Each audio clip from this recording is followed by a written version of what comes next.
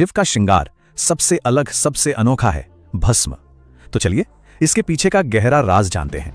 ये सवाल तो मन में आता है ना कि जब सब देवी देवता गहने पहनते हैं तो शिव भस्म क्यों? इसकी वजह कई पुरानी कथाओं में मिलती है। चलिए देखते हैं कुछ खास कहानियां। पहली कहानी जुड़ी है शिव के अटूट प्रेम और गहरे वियोग से, देवी सती की कहानी। कहते हैं सती के बाद शिव ने उनकी राख को ही अपने प्रेम की आखिरी निशानी बनाकर तन पर लगा लिया। अब एक और कहानी है जो सीधे जुड़ती है उज्जैन की मशहूर भस्म आरती से। जब शिव ने दूषण राक्षस को भस्म किया तो उसी की राख से अपना श्रृंगार किया। बस वहीं से ये परंपरा शुरू हुई। तीसरी कहानी है अहंकार पर चोट की, एक सबक जो शिव ने एक घमंडी साधु को सिखाया। शिव ने उस साधु को दिखाया कि शरीर का अंतिम सच तो बस राख है, और बस साधु का घमंड चूर हो गया। तो ये तो थी कहानियां, पर भस्म का एक बहुत गहरा मतलब भी है, एक फिलॉसफी। ये वेदांत के उस सिद्धांत जैसा है, ब्रह्म सत्य जगत मिथ्या, यानी सिर्फ ब्रह्म ही सच है।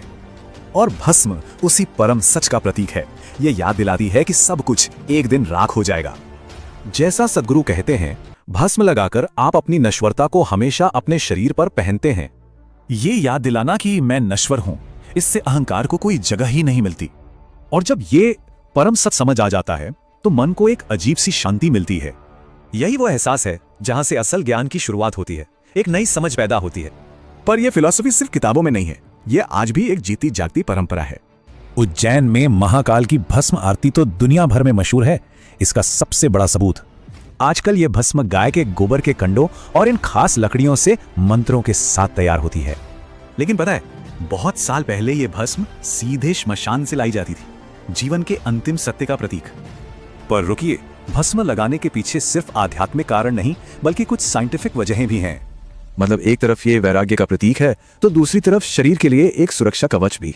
ये शरीर के पोर्स बंद करके टेम्परेचर कंट्रोल करती है, सर्दी, गर्मी और इन्फेक्शन से भी बचाती है। तो भस्म सिर्फ राख नहीं है, ये प्रेम, वैराग्य, सच और विज्ञान सबका संगम है। और आखिर में ये एक बड़ा सवाल छोड़ जाती है, अगर अंत राख ही है तो फिर जिंदगी का मतलब क्या है?